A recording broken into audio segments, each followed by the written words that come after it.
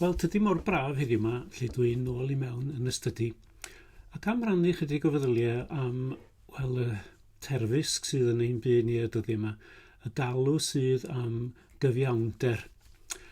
A mae'r Beibl yn glir iawn ei neges nad oes na ddim heddwch heb gyfiawnder.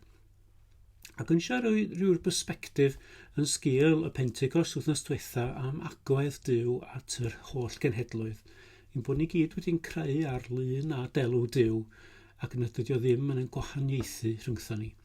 Fe gofiwch chi fod yr Ysbryd Glân wedi dod ac wedi ei dywallt ar y disgyblion a bod nhw wedi byrlymu allan o'r ystafell hwnnw i rannu'r newyddion da. Ac yna mae'r adnodau yma sydd yn swnio'n anodd ar un wedd ac yn chwythig i'w ddarllen os nad ydych chi wedi paratoi yr ail pennod o Actau. Yr oedd yn preswylio yn Jerusalem i ddewon pobl ddiwiol o bob cenedl dan y nef, ac wrth glywed y sŵn hwn fe ymgasglodd tyrfa ohonynt, ac yr oeddent wedi drysu'n lan am fod pob un ohonynt yn ei clywed hwy'n siarad yn ei iaith ei hun. Yr oeddent yn syni ac yn rhyfeddu ac yn dweud, ond nid Galileaid yw'r rhain oll sy'n llefaru. A sut ydym ni yn ei clywed bob un ohonom yn ei iaith ei hun, iaith ei fam. A dyma ddisgrifiad o lle maen nhw wedi dod. Parthiaid a Mediaid ac Elamitiaid a thrigolion Mesopotamia, Judea a Cappadocia, Pontus ac Asia, Phrygia a Pamphylia, yr Aifft a Pharthau Libia tua Cyrene, a'r ymwelwyr o Rufain, yn Iddewon a Phroselitiaid, Cretiaid ac Arabiaid. Yr ydym yn ei clywed hwy'n llefaru yn ein hieithoedd ni am fawrion weithredoedd Duw. Yr oedd pawb yn syni mewn penbleth, gan ddeud yn naill wrth y llall, beth yw ystyr hyn.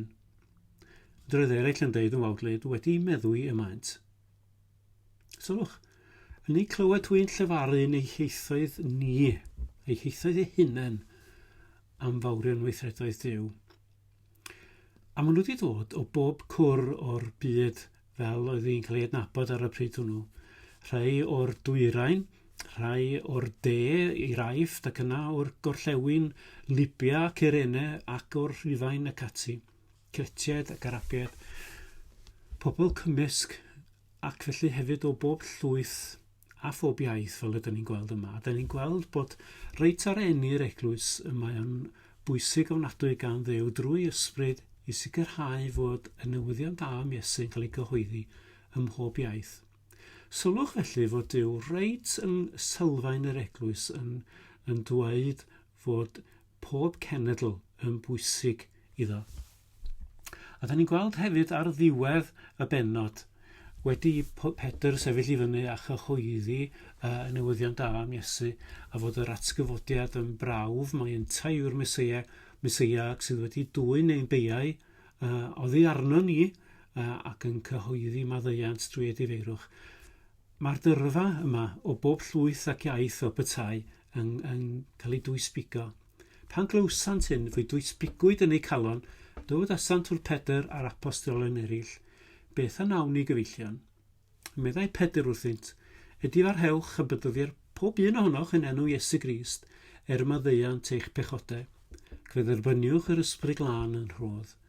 Oherwydd eich chwim ar addewid ac eich plant ac i bawb sydd ymhell, pob un bydd yr arglwydd ein Duw ni yn ei alw at o ef. Mae'r addewid i bawb sydd ymhell, pob un mae'r arglwydd ein Duw ni yn ei alw ato. A dyna rhyw gyflawni'r addewid roddwyd i Abraham reit yn ddechrau llyfr Genesis a 12 bennod i fod o'n mynd i fod yn fendith hyd yn oed i'r holl genhedloedd. A mae rhaid i ni weld fod hiliaeth felly yn gwbl ddi-sail o ran y ffydd Gristnogol. A mae unrhyw un sy'n ceisio deud fel arall, wel, celwydd ydy'r cyfan. Does e ddim sail iddo fo yn ein ffydd ni. Yn wir, mae anghyfiawnder, wel, sa chi'n medru deud, yn mynd o dan groen Duw. Ac fe welwn ni yn llyfr Datguddiad, yn gweledigaeth honno gafodd Ioan o'r nefoedd. Mewn gweld tyrfa fel hyn, ar ôl hyn edrychais y gwele dyrfa fawr na allai neb ei rifo o bob cenedl a'r holl lwythau a phobloedd ac ieithoedd yn sefyll o flaen yr orsedd ac o flaen yr oen wedi ei gwisgo am mentill gwyn a phalmwydd yn ei dwylo. roeddent yn gweiddi y llais uchel, un Duw ni sy'n eistedd ar yr orsedd ac eroen y perthyn o aredigaeth. Dyma di barn Duw, dyma di trefn Duw, dyma ydi rhagluniaeth. Pob cenedl, llwyth, pobl ac iaith o flaen yr orsedd. Ac os mai dyma di trefn Duw, pa le sydd gennym ni i fynd yn erbyn hynny? Ac felly mae hiliaeth o unrhyw fath felly i'w gondemnio, mae eisiau gweithio ni herbyn o ac mae eisiau cyhoeddi ewyllus Duw ar ni fod yn un, yn genedl sanctaidd noef. Dim homogeneous, ond ein bod ni yn un. Dim cael gwared o'n gwahaniaethau, ond da ni'n gweld nes ymlaen y datgyddiad ei bod nhw'n cyflwyno yr oll sydd o'i trysorau fel genhedloedd. Mae Duw am ddod yr amrywiad yna yn offrwm ger ei fron am hyflawniad amser. Gwai ni os ydym ni yn gweithredu yn groes i ewyllus Duw yn hyn o bydd. A fe welwn ni hefyd fod Paul yn dweud nad oes ddim rhagor rhwng Groeg ac Iddew. Does na ddim gwahaniaethu o gwbl yn hirnas ac yn hyfundrefn teyrnas Dduw. Dewch i ni weddio.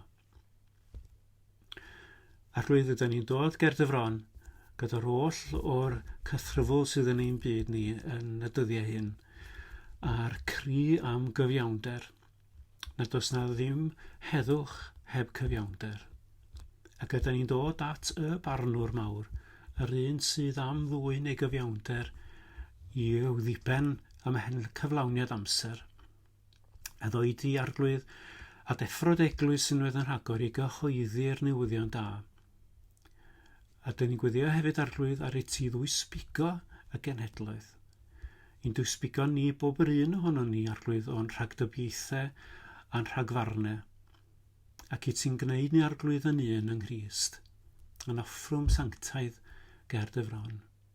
Dyn ni'n gweddio arglwydd dros y rhai sydd yn cael ei gothrymu, y rhai arglwydd sydd wedi dioddau anghyfiawnder, y rhai arglwydd sydd yn teimlo i bod nhw wedi ei gwthio o'r neilltu ac o dan draed. Y byddi di yn ei codi hwy. Y byddi di yn ei gosod ar ei traed. Y byddi di arglwydd yn dod â dy waredigaeth iddynt. A maddau ni arglwydd y rhai ohono ni sydd wedi bod yn rhan o hyn, oherwydd ein bod ni'n rhan o genhedloedd sydd wedi gormesu yn y gorffennol a'n hanwybodaeth presennol. Gna ni arglwydd yn barod i ddysgu'n gwersi ac ei geisio'n gyntaf teyrnas Dduw a'i gyfiawnder ef. Y pethau hyn wedyn roer yn ychwaneg i ni. Er mwyn Iesu. Amen.